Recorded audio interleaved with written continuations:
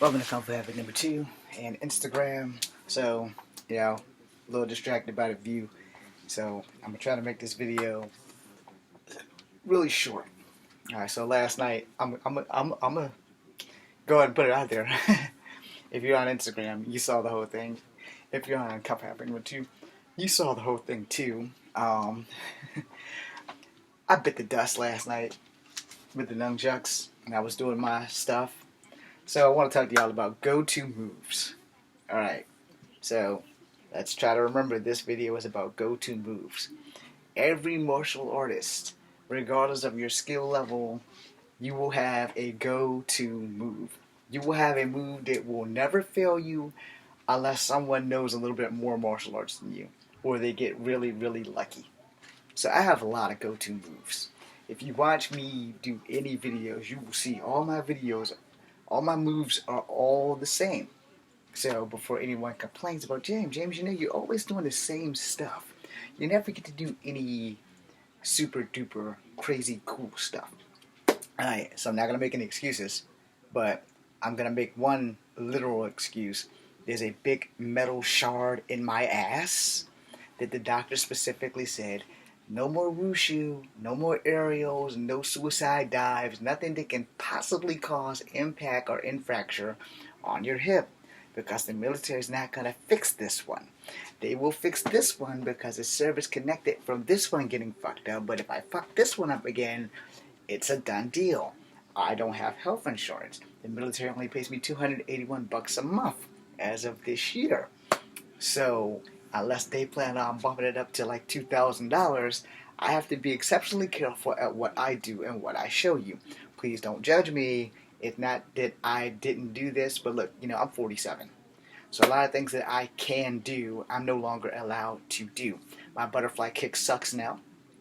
You can go watch my other videos on Kung Fu Habit number 1, where there actually are some very great and unique videos that I no longer have control over because I don't remember the code to that site, so I can't get any of those videos over here. I do not know how to transfer them. Since my movie was stolen back in 2010, there's no way in hell I can reproduce that, but I'm working on that. I also have Fallen Dragons. I'm working on that. I have to talk to my boy Eddie to see what we can do about that one weekend. I'm going to contact them sometime between today and tomorrow because I have class tonight. So I'm going to contact him between today and tomorrow and possibly Wednesday to see when he'll have a free moment that I can take my computers in and let him see what he can do with it before I take it to Best Buy to let them give me memory. Because you guys know that I have a movie that's done involving the Scarlet Spider suit where I'm the Scarlet Spider and the Nameless One, and I really want to show you guys that, to show you I actually can act a little bit. And the hardest part of making a movie where you're the star and the director and the villain is trying to keep everything cordially lined up with what you've done. So that's going to be a problem. It's going to be a bit of a clusterfuck, but I'm going to give you the best that I can out of it. Alright, now, everybody has a go-to move, whether it be a high elbow, medium elbow, or low elbow, which that was wrong. So it would be a high elbow, medium elbow, and a low elbow. And it also verifies on your opponent that is attacking you. If your opponent is up here, it's more than likely you're going to give him a low elbow, which would be in the crotch area. If his maybe just a little taller than me, then it will probably be a medium elbow, which would be in the gut area. And if he's unfortunately just about my height, it'll be a high elbow to the face. My dad was taller than me by maybe 3 or 4 inches because he was 5'5", 5'6". I'm 5'3.5". My mom's 5'5", 5'6". So somewhere along the line, I got the short man disease. Napoleon, you bastard. Raped one of my ancestors probably. But anyway, I don't have a Napoleon complex. Maybe I do. I'm not really sure. But we all have go-to moves, And again, I specifically say this. I say this all the time when I make videos about martial arts. And there's no room in here for me to demonstrate. But we go to a knee or an elbow. We have a go-to knee or elbow. We do. And if you don't want to acknowledge it, it's fine. And there's nothing wrong with having go-to moves. But if you watch all my videos and you see that my design flaw is that all my attacks and defenses look exactly the same. It's because of second nature. I have been doing those moves for so long. I know here and here what works and what will not. I've also fought in a few fights in the streets, so I know what you can use versus what you can't use. And like I tell people, and I'm probably going to piss off every martial artist with this video, and that's fine, because unless you show up at my doorstep, you have no idea what you're getting into. And dynamite comes in small packages just in case you do decide to show up at my doorstep. The fact of the matter is that you learn 100% of things in a dojo. And out of that 100%, when you walk out that door, only 30% of that stuff is actually going to function and function well outside the dojo. Henceforth, the go-to moves. Alright? My go-to moves, if you watch all my videos, unless I'm making a movie, you will see that I rarely do different stuff. If I'm making a movie, I do different stuff because it brings more excitement to the thing. But it's kind of hard to do a spinning over kick takedown to yourself. Okay, so it's kind of a difficult thing, and I don't have a stand-in, so that's kind of what the whole thing needed for the Scarlet Spider thing. But the go-to moves, the go-to moves are essential, and they generally work best, which is why you generally go to them when you need them, versus, okay, well, I'm going to do this, I'm going to do a jumping spin kick and a foot sweep. Okay, well, if I'm making a movie and I do the jumping spin kick and a foot sweep, we've all seen it done. You've all seen it done. If you haven't seen it done, there are plenty of good Shaw Brothers films that have it. There are plenty of good films that have it. Jason David Frank did it in the Power Rangers. Lots of Power Rangers actually have done it. And some that weren't Jason David Frank that have done it. So basically, you jump in the air, you spin kick, and then you do a foot sweep. It's a spinning back foot sweep versus a spinning front foot sweep. Both of them are very effective, providing that you can actually get your target. Now, as a martial artist who's been busting his ass to get into this acting business for 20 years, I have my own personal go-to moves, which you have all seen. Now, you can switch up, your plan. Boom, bam. Yeah, you can switch it up. I don't rarely ever use a spinning back fist, out of the fact that when I was studying Kempo, they told me that's the easiest move to break somebody's elbow is when they do a spinning back fist. Now, if you do a spinning elbow and then back fist, you may have a good chance of not getting your shit broken. However, most people, when they just do a spinning back fist, they do a spinning back fist. So I have to say, if I gotta do a back fist, it's just gonna be one of those. It's not gonna be a spinning back fist because I'm putting mad momentum and you're stopping it right there. So if you block, boom, and I'm coming, and you catch it and you grab it and you pull and push at this pressure, you're more likely going to break it because of my own momentum in the full swing. And if you duck it and you come up, so you'll come up under here, and you can catch me in the chin or you can catch me in the throat, and it's pretty much going to end the fight right there, because if a person can't breathe, they can't fight. And it doesn't matter if they're 6'4" or 4'3". The air functioning of your body laces the law of how more you're going to be taking this beating or giving this beating. Understand how that works.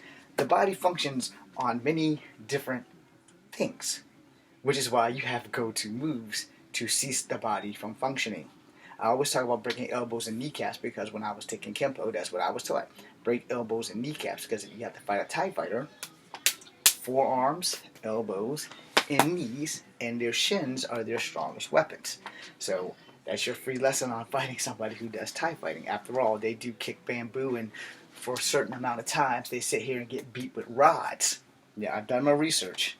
They've probably dumbed that down a bit now because they have a lot of kids doing Muay Thai, so they can't really beat kids with rods because it's technically child abuse. But as for adults, once you hit like 18 and you're standing there and they're hardening the body, I think they spray you with antifreeze too. I'm not going to swear to it, but they're hardening the body, so they're making your body impervious to pain, and they're teaching you how to disconnect from here, and each day they're going to hit you a little bit harder. So the only places they don't hit you is in your crotch and your throat, and they don't hit you in your elbows or your knees, but they hit you everywhere else, which is what makes a TIE fighter so damn dangerous, because their inability to feel pain in those spots that they are being hit down, that kind of makes it easy for their go-to high knee or their go-to high front round kick. You know the difference when you see it, trust me. But the go-to moves Yeah, the go-to moves are essential because when you are in a fight, your body will instantly respond to those moves. Your body will know how to use those moves. You will need to practice those moves more and more and more. So when you watch my videos and you see that same sequence attacks and how it looks better from this leg with the tornado kick versus this leg, I'm going to explain that in a minute. But for your go-to moves really they tend to come in like clockwork. That's a mess up. I don't know how the hell I did that.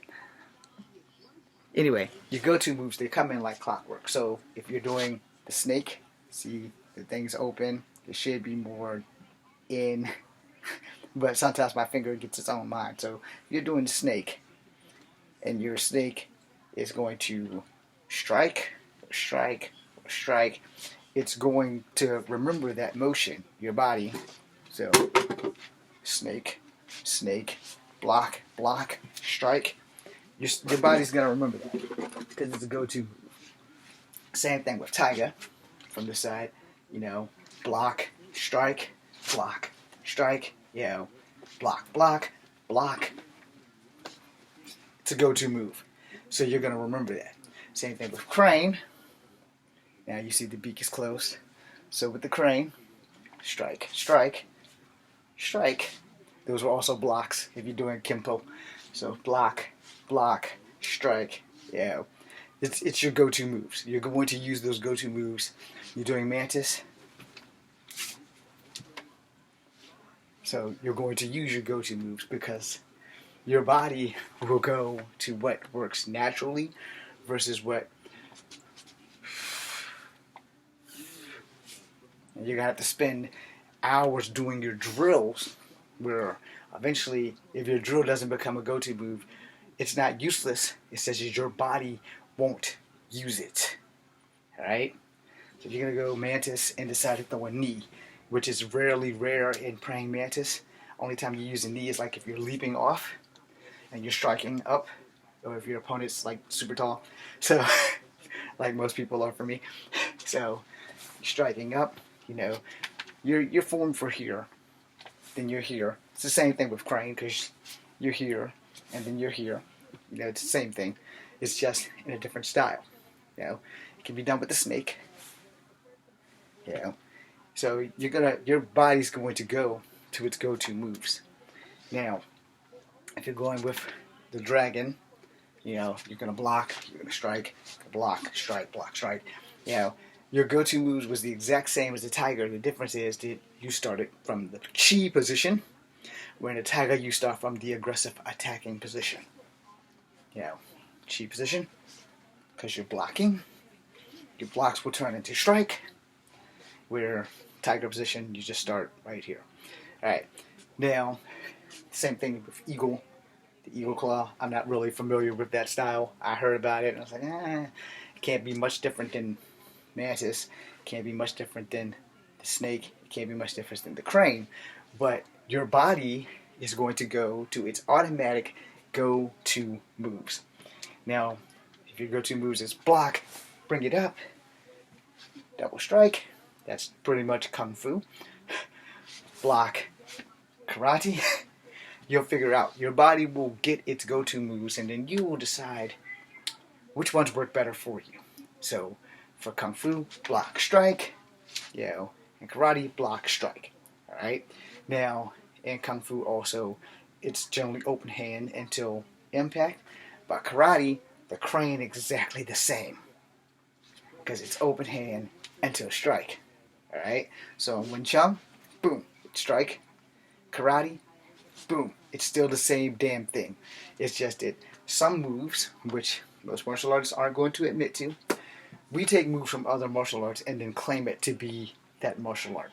Alright, so if you're doing Wing Chun is a derivative of Shaolin Kung Fu, which means Yim Wing Chun went to the Shaolin Temple, learned Shaolin Kung Fu, adapted it to Wing Chun. Wing Chun is one of the most dangerous fighting styles because it is for small people to beat on giants. So when people tell you size doesn't matter, I'm a strong believer that size doesn't matter. Because I'm a strong believer in, since I'm 5'3", the bigger you are, the harder I get to hit you. I just got to get through your defenses. That's the only thing about fighting. You have to understand, if a teacher isn't telling you that there's two sides to fighting, there's your side and there's your opponent's side. Whichever one of you have the better skill level is going to be the winner. Or it's going to be a draw, or somebody's just going to get their ass kicked. All right, let's just keep it real. No. But your go-to moves can protect you.